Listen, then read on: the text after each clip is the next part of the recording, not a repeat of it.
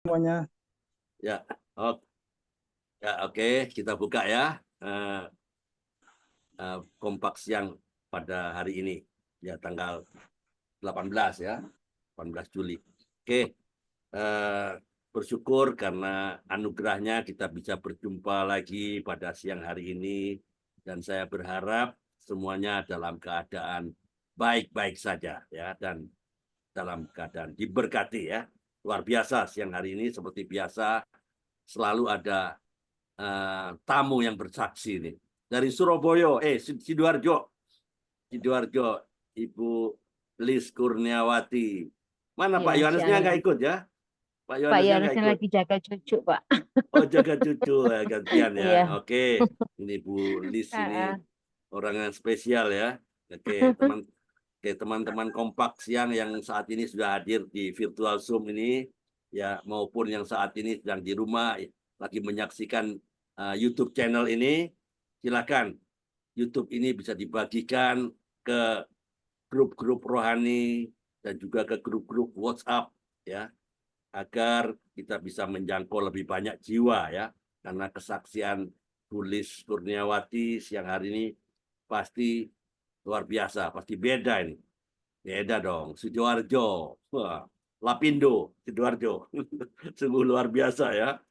Dahsyat. Tujuan YouTube channel ini adalah untuk memberkati, menguatkan iman orang percaya, dan menjangkau jiwa-jiwa baru. Oke, silakan di-share ya ke teman-teman di eh, komunitas-komunitas juga yang lain ya, sesuai dengan Markus 16 ayat 15, Matius 28 ayat 19, dan 20, dan Kisah 1 ayat 8 ya. Bagi yang rindu untuk bersaksi bisa call ke nomor WhatsApp saya di 08122 970 2298. Oke. Oke, jadi hari ini ya kita sambut dengan sukacita ya, Bulis Kurniawati dari Sidoarjo ya, yang akan bersaksi siang ini ya. Salam, selamat siang Bu Bulis Kurniawati. Apa kabarnya Ya, siang hari ini? Shalom, selamat siang Pak Andre, selamat Eh, siang Bapak Ibu semuanya, salam kenal dari Sidoarjo. Oke, jadi Iya, kita berjumpa kembali ya di ruang sesi testimoni hari ini tanggal 18 Juli ya. Yang akan bersaksi adalah ini luar biasa, seorang ibu yang tetap semangat ini. Orang Dio pagi juga hadir terus ya. Luar biasa, mantap. ada bolongnya juga Pak Andre. Ada bolongnya juga, biasa lah Iya, ya. Ya, luar biasa karena kesibukan ya. Terima kasih buat kehadirannya Bulis Kurniawati yang sudah berkenan hadir di link Zoom saya ini ya. Welcome to the room of revival and reform. Ya, selamat datang di ruang kebangkitan dan ruang reformasi. Ya, bagi teman-teman yang sedang menyaksikan YouTube channel ini, jangan di skip ya. Pak Trisulo bisa bantu, ada mikrofon yang bocor, Oh ditutup iya, aja. iya. Ada mikrofon yang bocor, bisa tutup ya, karena ini penting ya. Jarang ada seorang ibu dari Sidoarjo yang muncul ya di YouTube channel ini ya. Ya, teman-teman, saya minta dengan hormat dan dengan kasih supaya kameranya on ya. Bulis juga kameranya on dong, ya supaya teman-teman bisa ya, melihat ya. Dan kameranya semuanya on ya, agar supaya ini Bulis bisa berbicara pada setiap kita. Karena ini sifatnya podcast, podcast ya, jadi ngobrol-ngobrol ya, ngobrol enggak ngomong dari A sampai Z terus, enggak. Ini ngobrol-ngobrol podcast ya. Jadi interaktif ya, supaya acaranya bisa lebih hidup. Teman-teman bisa bertanya. Kalau mau bertanya pada narasumber, boleh buka mikrofonnya ya. Semua bisa bertanya jika ada yang ingin ditanyakan ya. Sebelum memulai kesaksian dari Ibu Lis, saya ajak Ibu Lis untuk berdoa ya. Mari kita satu dalam doa. Terima kasih Tuhan, terima kasih Roh Kudus, terima kasih kami sudah mendapat kesempatan memuji dan memuliakan nama-Mu. Kami sudah mendengar pujian dari Pak Bambang. Hari ini, siang hari ini luar biasa. Engkau menjamah setiap kami dan kami percaya siang ini adalah kami adalah orang-orang yang Engkau berkati, Engkau pilih juga untuk bisa mendengar suaramu lewat kesaksian Ibu Lis, kesaksian yang pasti mengajar kami, kesaksian yang menegur kami, kesaksian yang menempeleng kami bahkan. Saya percaya itu semua demi kemuliaan namamu. Bagaimanapun kami semua Engkau pakai semua dengan dahsyat dan ajaib. Dan ini doa kami, mari Roh Kudus pimpin kami dari awal, pertengahan, sampai pada akhirnya. Urapi setiap kami, sehingga kesaksian dari Ibu Lis Kurniawati bisa membakar semangat setiap kami. Sehingga kami boleh fokus hanya kepada Engkau. Di dalam nama Yesus Kristus, Allah kami yang hidup, hamba berdoa. Haleluya. Sama-sama katakan, amin. Oke, alright. Tulis sebelum saya tulis bersaksi, saya mau sharing dulu ya. Firman Tuhan ya. Firman Tuhan di Ayub lah ya. Ayub 42 ayat 2. Semua sudah pernah baca lah. Ya. Hari pagi ini saya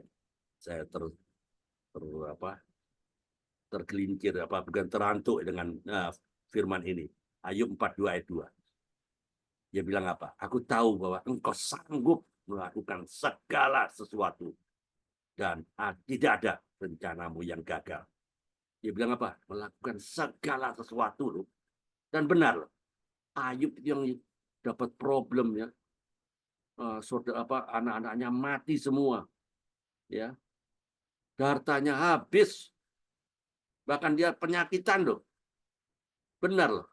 Ayub dipulihkan. Karena itu kita juga harus memiliki sikap yang sama, yaitu percaya akan rencananya. Orang percaya harus tetap optimis dalam hidup, karena hal itu akan membuat kita menang dalam menghadapi setiap pergumulan. Kita bisa dipulihkan dan menjadikan kita berhasil sesuai dengan rancangan Tuhan dalam hidup kita. Oke, mau tahu siapa Bu Lis Kurniawati dari Sidoarjo? Gimana asal usulnya, ya? Mengapa Bu Lis tetap semangat ini, ya? Selalu on fire lah, ya. Setiap saat. Mari ikuti podcast siang hari ini. Teman ngobrol siang ini adalah seorang ibu dari Sidoarjo, Ibu Lis Kurniawati. Saya tahu wanita ini pasti ya orang yang sudah percaya, ya. Tapi kita lihatlah bagaimana sehari-harinya Bu Lis. Oke, dan saya akan kulik tipis-tipis ya. Siapa itu Bu Lis ya. Yang penting ya, we are glad that Bu Lis is here now. Ya, terima kasih sudah menyempatkan diri untuk teman ngobrol siang hari ini. Silakan Bu Lis, boleh buka mikrofonnya. Oke, shalom Bapak Ibu semuanya. Pertama-tama siang hari ini saya boleh mengucap syukur ya kalau Pak Andri ngasih kesempatan saya untuk saya boleh membagikan sedikit kesaksian tentang siapa saya di antara Bapak Ibu semuanya. Saya tahu Bapak Ibu semuanya adalah orang yang luar biasa ya. Saya kenal Ibu Ani, saya kenal Pak Marsana, Pak Trisolo adalah teman-teman Koram Deo Pagi. Ini juga orang-orang yang luar biasa ya. Kalau saya boleh memperkenalkan diri, saya baru mengenal Yesus itu saat saya menikah dengan suami saya. Oh, Pak Yohanes. Jadi awal, ya, iya Pak. Jadi awal saya adalah agama seberang, ya. Jadi agama seberang. Oke. Saya dari Muslim. Bapak saya seorang pertapa. Kebetulan kehidupan bapak saya dan ibu saya sudah bercerai. Nah, jadi singkat cerita, Tuhan pertemukan saya dengan sosok yang hitam manis dari Ambon. Oh, Pak Yohanes dari Ambon kah? Ya, dari Ambon, Pak. Oh, luar biasa ya. Ambon Ya. manisnya. Iya, Pak Marsana. Iya, benar-benar. Ya, dari Ambon, ya. Waktu itu dia sempat ngajak saya, waktu kita masih perkenalan, dia ngajak saya untuk saya masuk Kristen. Saya bilang, enggak, kita sendiri-sendiri, saya bilang begitu. enggak, kita jalan sendiri-sendiri. Kalau naik kita putus. Waktu itu saya Us, bilang seperti itu. Tapi sebelumnya waktu orang tua saya bercerai, waktu saya kurang lebih kelas 3, antara 4 sampai 5 SD. ya. Bapak saya itu datang ke rumah saya. Terus hanya ngajak saya untuk masuk agama Kristen. Ngajak saya ke gereja. Waktu itu bapak saya datang dan beliau berkata seperti ini, Lis, ayo ikut bapak ke gereja. Dia bilang, enak kalau Natalan nanti dapat kue, dapat baju. Lah ini memang yang salah ya. Waktu itu saya katakan, enggak Pak, saya mau ikut mbah saja, saya mau ke masjid. Saya bilang begitu. Kekeh saya enggak mau. Begitu menginjak saya itu SMA, saya punya sahabat orang Chinese. Ya. Selalu kalau hari Natal, saya selalu ngomong, Meh, saya panggil dia Meme. Meh, kapan mau pasang kontrang? Saya bilang begitu. Besok Lis, ya wis tak bantu ya. Saya selalu bantu. Di tiap tahun dia pasang pohon terang selama 3 tahun saya bantu. Ya. Terus sempat sebelum sama suami saya ini kenalan juga sama orang Chinese. Aduh, salib lagi, salib lagi. Saya bilang begini. Ya, saya nggak mau. Tetapi nggak tahu kok sama si hitam manis ini kok saya terkelepek-kelepek.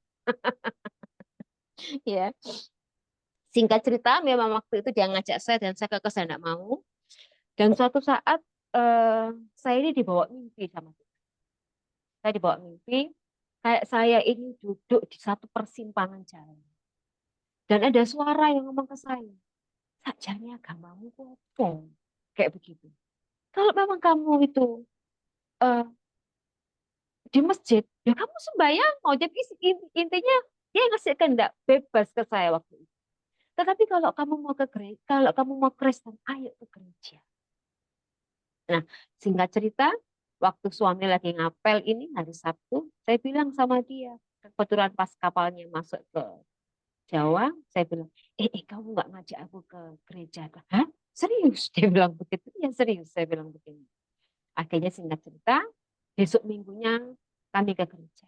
Saya ke gereja pertama kali di Perak. Oke, sebentar, sebentar, Bulis. Ya, iya Pak. Bulis kan orang Muslim. Apakah enggak punya Iya. pikiran? Ini Pak Yohanes ini orang Kristen, orang kafir, makan babi. Kenapa saya mau ikut-ikut dia? Harusnya pikiran nggak ada pikiran seperti itu, Kak? Puji Tuhan saya tidak punya pikiran seperti itu, Pak.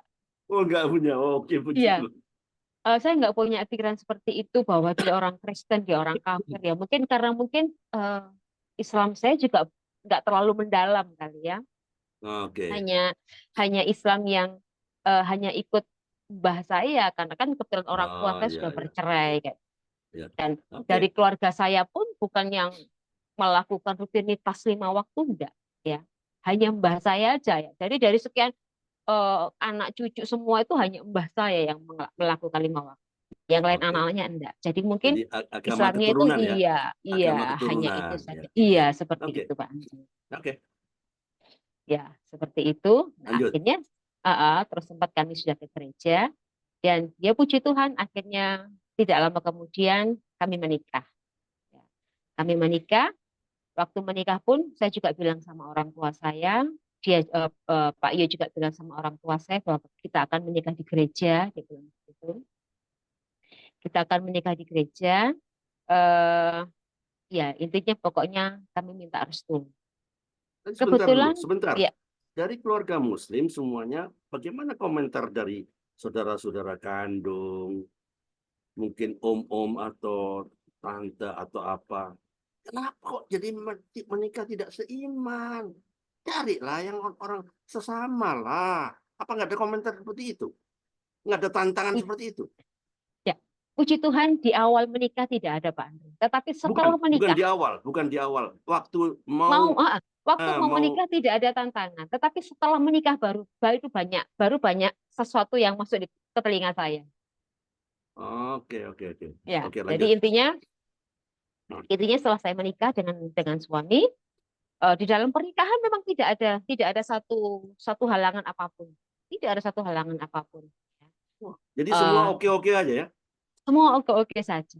Wah, ini Dan setelah mujizat ini. menikah, Setelah Oke. menikah inilah baru dimulai dimulai satu caci maki yang dilontarkan ke saya. Jadi Oke. tetangga saya yang dulu biasanya baik sudah nganggap saya sebagai anak, saya tidak ditegur. Karena kafir ya? Terus Karena ya dipikir karena kafir kan? kafir, ya. Terus Oke, oke, oke. adik saya kandung juga dibilang kamu kafir, dia bilang begitu. Kamu kafir. Jadi sempat kita cek-cek, dia bilang kamu kafir, dia bilang begitu. Kamu sudah tidak ini, kamu sudah mengingkari apa namanya perjanjian. Intinya kamu sudah kafir, kamu sudah dicorek, saya bilang begitu. Saya cuma terdiam saja. Iya, Bahkan iya. setelah anak saya TK, saya baru dengar bahwa ada isu di luaran yang mengatakan bahwa saya ini dibeli 5 juta sama Pak Yohanes, Pak, untuk mau masuk ke agama Islam. Sorry, ke agama Kristen. Seperti itu. Jadi isu-isu seperti itu, puji Tuhan, tidak membuat saya patah semangat, ya, tidak membuat saya undur. Tetapi eh, saya semakin semakin getol ke gereja, saya semakin giat untuk cari kebenaran. Bahkan orang tua Oke. saya bilang seperti ini, Lis, kalau ke gereja, mbok yo Alkitabnya dilebok ke tas, dia bilang begitu. Oke. Malu dilihat tetangga. Enggak, saya enggak malu, Bu. Saya bilang, justru saya kalau bawa Alkitab saya tenteng begini, Pak Andri. Saya tenteng begini dan Pak saya tetap saya cantol tapi Alkitab saya tenteng. Itu saya dulu, Pak. Oke, oke. Mungkin hari ini saya baru tahu kalau itu yang namanya kasih mula-mula. Iya, iya, iya. Ya. Oke. Hari ini saya baru tahu kalau itu yang namanya cinta mula-mula sama Tuhan. Jadi saya bangga banget. Walaupun saya nggak ditegur tetangga saya yang dulu baik sama saya lewat, saya diajuin, fitnahan kiri kanan ada, bahkan adik-adik saya juga setelah menikah itu baik yang perempuan, baik yang laki musuhin. Saya punya adik 3, Pak. Oke. Saya punya adik 3, hanya 1 saja itu yang support saya, tapi yang 2 ini musuhin saya. Hari itu dia musuhin saya. Saya tetap aja. Saya tidak bergeming apapun, saya tidak mundur, saya tidak merasa getun, Ya. tidak, ya. Oke, Tetapi sebentar. saya semakin giat. Sebentar, Bu Iya, Lis. Pak. Karena waktunya enggak banyak ya, enggak banyak. Iya. Saya mau poin-poin yang penting. Dari keluarga saudara kandung dari Bu Lis, masih ada nggak yang belum percaya Yesus? So masih 98%. Hanya orang tua saya yang waktu itu yang bisa terima Tuhan Yesus, Pak. Itu pun mujizat banget. Oke. Ya. Gimana Jadi adik-adik? Adik-adik atau kakak? saya nomor 1, Pak Andri. Oh, kakak ya, dia tertua. Oke. Gimana adik-adik? Ya. Maksudnya? Adik-adik sudah terima Yesus nggak? Belum. Adik-adik saya belum ada yang terima Yesus, baru orang Berapa? tua saya. Berapa orang adik-adik? Adik saya 3, Pak. Alright. Adik saya 3 orang. 3, ya. Ya, sebentar. Saya mau cepat-cepat ya, karena ini waktunya nggak banyak. Teman-teman kalau yang mau tanya, buka mikrofon ya, karena nggak banyak waktunya. Oke, 3 orang adik belum terima Yesus. Dia berjalan di dalam jurang, ya, di dalam jurang. Masa ini Ibu Lis sebagai anak pertama tidak memberitahu, ya? Ingat, di dunia ini hanya ada 2 barisan, ya, 2 barisan, nggak ada lagi 3. Barisan ketiga nggak ada. Barisan Kristus dan barisan anti Kristus. Nggak ada lagi. Barisan ketiga ini itu nggak ada. Barisan Kristus dan barisan anti Kristus. Ya, itu aja ya. Jadi Iya, Pak. yang 3 adik, dia berarti barisan yang anti Kristus. Tahu Betul. sendiri, anti Kristus kemana, ujung endingnya semua orang sudah tahu. Apa yang Ibu Lis lakukan terhadap 3 orang adik? Ya, yang saat ini pun saya lakukan, saya tetap mendoakan dia. Sama seperti saya mendoakan orang tua saya. Waktu itu saya juga rindu jiwa orang tua saya diselamatkan. Ya. Hari ini pun saya juga bawa syafaat mereka.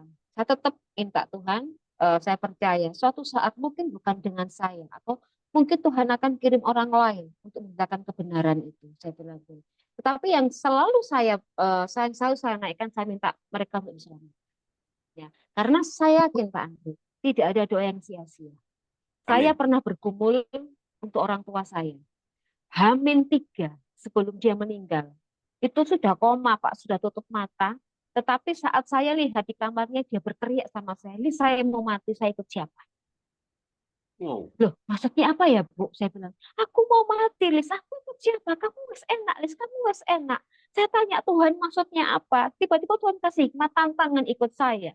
Akhirnya saya tantang ibu saya. Ibu mau ikut Tuhan Yesus? Mau. Langsung Puji Pak Tuhan. Andre, saya ajak orang tua saya untuk konfes terima Yesus. Saya ajak untuk Oke. konfes terima Yesus. Setelah itu, tidak selang lama kemudian, langsung ibu saya berbahasa roh. Wow, Puji saya Tuhan. bilang amazing Tuhan, saya bilang begitu. Setelah itu kok ternyata ibu saya bilang begini, Lis jangan cakar apa aja, Lis jabut, Lis jabut, Lis jabut. Dia bilang begitu. Maksudnya apa Tuhan? Saya enggak ngerti Tuhan. Nah kebetulan Tuhan itu hari-hari ini kan kasih pelayanan saya di deliver ya Pak ya, di apa pelepasan. Akhirnya Tuhan ingatkan saya, patah no dari kutub roh Islam, dari apa namanya kutub keturunan. Akhirnya saya patahkan semuanya, Amin. patahkan semua dari orang tua saya. Setelah itu, tidak lama kemudian adik saya masuk, dia dikasih, oh belum, nggak lama sorenya mereka mau panggil kiai Pak, dia panggil kiai. Terus saya bilang begini sama Tuhan, Tuhan aku minta tanda. Kalau memang orang tuaku sudah ada di dalam buat telinganya tuli akan mantra-mantra palsu. Saya ngomong seperti itu. Puji Tuhan, Pak Andre, setelah di apa ya kalau orang Islam dirukiai ya Pak. Nah, setelah dirukiai itu, ibu saya marah-marah ke kiai ini. Aduh, ngomong apa sih uang ini? Aku gak ngerti, dia bilang. Nah, Oke. akhirnya saya dikasih tahu sama tante saya bilang, saya thank you Tuhan. Karena kan saya minta tanda sebelum saya pulang. Tuhan aku minta tanda. Kalau memang ibuku sudah ada di dalammu, buat telinganya tuli dengan mantra-mantra palsu. Saya bilang seperti itu. Nah, besoknya Pak, saya datang lagi. Dia bilang, Lis, aku wis iso. Jadi posisi doa begini, tapi tangannya lepas lagi. Kadang kan lemas, sudah enggak makan, enggak terisi apa-apa. Tapi posisi koma loh Pak Andri. Sudah tutup Ya. mata loh Pak. Lis, aku wis iso. Dia bilang begini, aku wis iso, Lis. Terus adik saya bilang begini, Mbak, mau mbok doain kali. Oke, saya doakan. Singkat cerita, saya mendoakan orang tua saya untuk saya serahkan tubuh jiwa rohnya ke Tuhan. Tetapi setelah saya amin, dia bilang, Lis ngomong, Lis ngomong. Adik saya tanya, ngomong sama siapa, Bu? Yesus. Wah, sudah langsung saya tuntun ibu saya untuk menyerahkan tubuh jiwa rohnya sama Tuhan Yesus. Amin. Nah, setelah itu, selang lama kemudian, adik saya tuh mau ngasih minuman yang dari kiainya itu, Pak. Terus mau dikasih ibu saya bilang, Emoh, Yesus, Emoh, Yesus, Emoh, Yesus. Itu terus yang dikatakan. Ya mungkin dia bilang, Emoh, aku melok Yesus. Mungkin seperti itu ya Pak. Tapi karena memang kondisi dia sakit, kondisi sudah lemah, jadi ngomongnya hanya, Emoh, Yesus, Emoh, Yesus. Kayak gitu. Itu yang ibu saya katakan. Jadi setelah itu besoknya saya bilang, Ibu, tenang, saya bisiin karena nafas sudah di sini. Saya bilang, Ibu tenang. Dia bilang begitu, ikut jalan Tuhan, ikut jalan kebenaran. Ya, saya bilang, sudah Ibu tidak usah mikirin, sudah Ibu berangkat ikut Tuhan Yesus. Puji Tuhan, dalam kemudian Ibu saya berangkat. Oke. Seperti itu. Nah, sekarang saya mau tanya, bagaimana adik-adik tulis ya, 3 orang kan bisa melihat dengan kepala sendiri bahwa Bapak dan Ibu sudah komitmen dan sudah deklarasi Kalau bahwa Bapak saya mengikut. masih Muslim Pak sampai sekarang. Oh, Bapak belum meninggal ya, masih Muslim. Bapak masih iya. Cuman Oh, waktu bertapa, beliau tuh pernah bilang ke saya, waktu dia bertapa, oke. ada satu ayat yang masuk. Ya, ikutlah aku sama seperti aku mengikut Kristus. Yeremia 11 ayat 11 ya kalau nggak salah Pak. Nah, waktu itu Oke. Bapak saya bilang saya nggak bisa. Seperti itu. Ya, oke. Jadi yang poinnya adalah Ibu yang sudah percaya Yesus dan mengikut Yesus ya. Nah, Iya. apakah tidak ada dampak terhadap adik-adik 3 adik dari Bulis? Apa Eh, biasa-biasa? mungkin mungkin yang tahu itu adik saya yang perempuan. Adik saya yang perempuan. Bahkan waktu ibu saya sakit, adik saya pun yang saya suruh nemenin ibu untuk ikut KKR. Jadi sengaja saya berangkat dengan gereja, adik saya, ibu saya dengan suami bawa mobil sendiri untuk ikut KKR. Dan saat Oke. KKR itu ibu saya juga mengalami kesembuhan. Adik saya sebetulnya tahu, cuma mungkin dikit ya Pak ya. Mungkin dikit ya, karena saksinya di situ adik saya kandung yang perempuan sama anaknya yang kecil. Tetapi setelah ibu saya meninggal, ibu saya tetap dilayani seperti seorang muslim, ya sudah monggo. Saya katakan seperti itu. Buat saya jasmaninya itu, tubuh jasmaninya itu tidak apa-apa. Ya. Tapi yang penting rohnya ibu Rohnya. saya itu Ya, selamat. betul. Itu Pak. Oke, setuju. Oke, jadi sampai sekarang adik kandung Ibu Lis masih belum ada yang percaya ya? Belum Pak. Oke, dengar baik-baik, perhatikan saya. Siap, Itu adalah salib dari Bulis. siap Pak Andre. Salib dari Bulis dan jangan pernah menyerah. Siap. Walaupun Bulis seakan-akan dilecehkan, bahkan disebut kafir lah. Jangan pernah menyerah. Siap Pak Andre. Waktu Tuhan pasti indah pada Yes. waktunya. Tapi kita tidak boleh menyerah, tidak boleh pasrah. Kita tetap menunjukkan keteladanan. Karena keteladanan itu berbicara lebih kuat ya daripada 1000 nasihat. Teruskan ya Siap. perjuangan Bulis. Oke, lanjut. Teman-teman kalau ada yang mau bertanya silakan buka mikrofon ya. Waktunya nggak banyak. Oh, Pak Gibson. Iya. Ya. Ibu Lis, terima Iya Pak kasih Gibson. atasnya. Jadi kedua orang tua belum menjadi Kristen ya jadinya. Ibunya Awalnya aja. Ibunya. hanya ibu saya. Hanya Iya, ibu. jadi nggak sampai ikut dengan Mbak Lis gitu. Oh enggak sampai. Jadi H-3 sebelum ibu saya meninggal itu Iya. baru. Oh, jadi kok bisa tadi Bapak mengajak Ibu Lis ke Kristen ya? Oh ya, begini Pak. Awal setelah orang tua saya bercerai, itu bapak saya itu sempat belajar tentang kekristenan. Jadi Belajar sebelum apa? masuk ke kekristenan, jadi Oh, dia masuk ke gereja gitu Pak Andri. oke. Nggak tahu bagaimana ceritanya, akhirnya kok bapak saya lebih milih ke pertapaan. Dia bertapa. Kayak begitu. Lah di bertapa itu dia pernah dapat satu ayat. Dia juga ngomong sama saya. Bapak dapat satu ayat. Yeremia 11, ayat 11 apa kalau apa lupa saya Pak. Pokoknya kata-katanya ikutlah aku sama seperti aku menjadi pengikut Kristus. Dia bilang seperti itu. Terus kenapa Bapak enggak ikut? Saya bilang, ya aku kan enggak bisa kayak Yesus. Yesus enggak nikah. Yesus bisa puasa enggak makan 40 hari, 40 malam. Aku enggak bisa. Dia bilang seperti itu.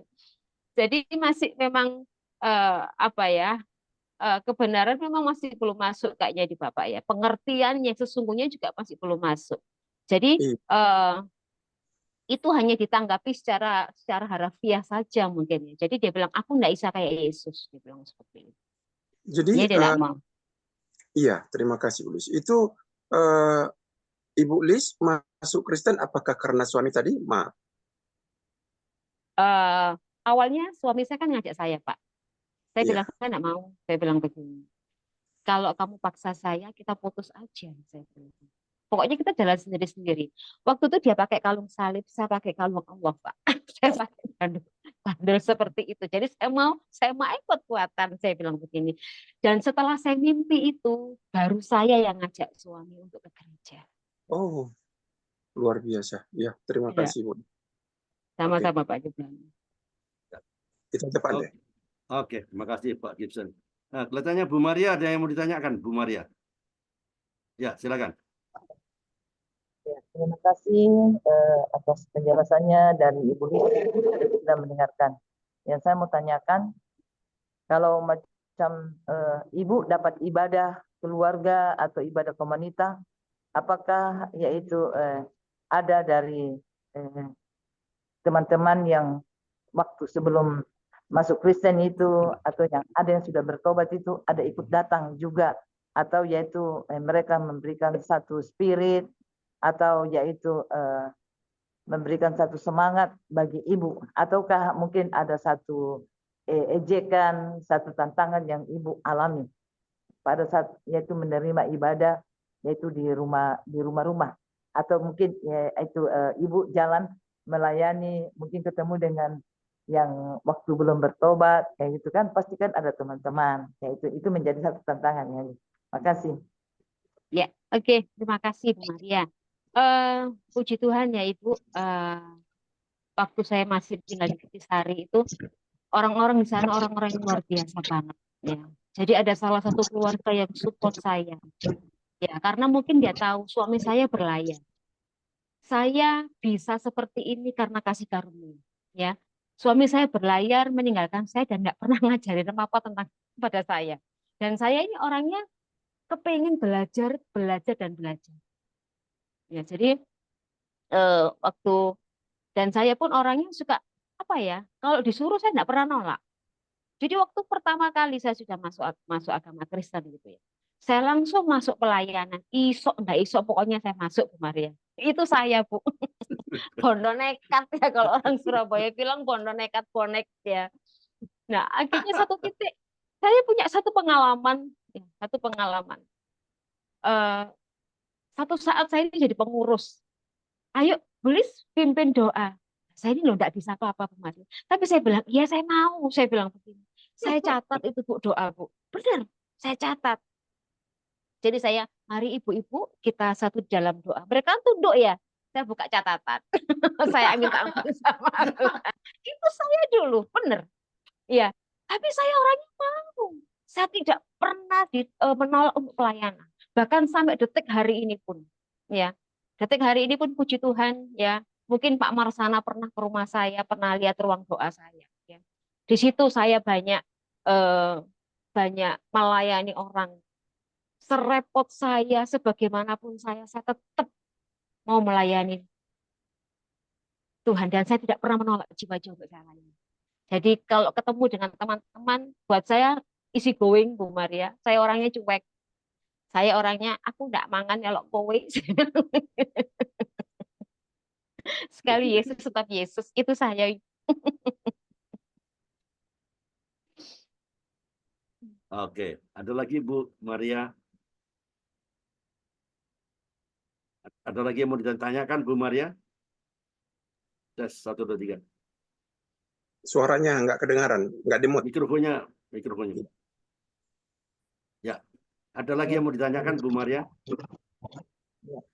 Kalau saya dulu juga itu habis mirip-mirip dengan yaitu Ibu Lis. Kalau saya doa memang saya catat juga. Saya catat itu waktu itu saya mensuruh doa juga saya catat. Tapi begini tiba-tiba yaitu ada seperti saya tidak tahu. Jadi ini dalam kelas baru kelas 3 SMA waktu itu. Jadi tiba-tiba ada yang pukul bolpen saya jatuh terlempar. Saya kaget sama iya ada setan. Tapi kayak begitu akhirnya keluar. Atau begini teman-teman saya itu sudah di kantin. Dia tanya, kenapa kau lari? Saya itu catat doa baru ada yang pukul tangan saya loh. Setelah saya sadar, yaitu mengikuti KKR, terus dia bilang kita tidak boleh mencatat doa, itu harus dari hati kita. Di situ baru saya tahu, oh berarti saya salah. Berarti juga ya mirip-mirip dari Ibu Lis. Kalau saya doa Bu Maria. Saya bilang sama Tuhan, waktu itu saya lagi pelayanan diakonia. Salah satu teman saya bawa firman. Saya ngerasa ngiri. Saya bilang, Tuhan, dia anakmu, dia bisa pimpin doa, dia bisa firman Tuhan. Aku ya juga mau Tuhan. Puji Tuhan ya. Kalau hari ini saya bisa berdiri di sini, kalau hari ini Tuhan percayakan saya dengan pelayanan kelepasan, ya itu semua karena kasih karunia yang Tuhan berikan dalam kehidupan saya. Seperti itu. Amin. Amin. Ada yang mau saya tanyakan satu lagi boleh? Oh ya, silakan Pak Gibson. Jadi ketika Ibu resmi menjadi Kristen bersama dengan suami, apa yang biasanya kan orang kalau masuk Kristen dari kesaksian yang kami dengar ada tantangan yang dihadapi berbagai mungkin ada problem dari ekonomi, ada problem dari keluarga atau suami istri mungkin. Apakah itu pernah dihadapi yang mungkin sampai bikin Ibu Lis, waduh, setelah Kristen gimana, jadi bagaimana ya, kok jadi gini gitu? Ah, Oke. Kalau untuk masalah rumah tangga, saya rasa itu buat saya hal yang biasa ya Pak Gibson. Tetapi ada satu titik di mana waktu itu anak saya yang nomor 3, Pak. Anak saya yang nomor 3 didiagnosa menderita hidrokel. Jadi hidrokel itu, mohon maaf, telurnya kemaluan itu besar sebelah. Nah, akhirnya saya periksakan ke dokter, 2 dokter urologi berkata, Ibu cepat dioperasi, nanti kalau pecah malah bahaya. Nah, waktu itu tetangga saya yang baik itu tadi, Pak, ngajak saya KKR. Saya tanya KKR itu apa, saya nggak tahu. Itu loh, Mbak, yang ibadah kesembuhan itu loh. Oh ada, tak ada. Mau ikut? Ya, Mbak, saya mau coba.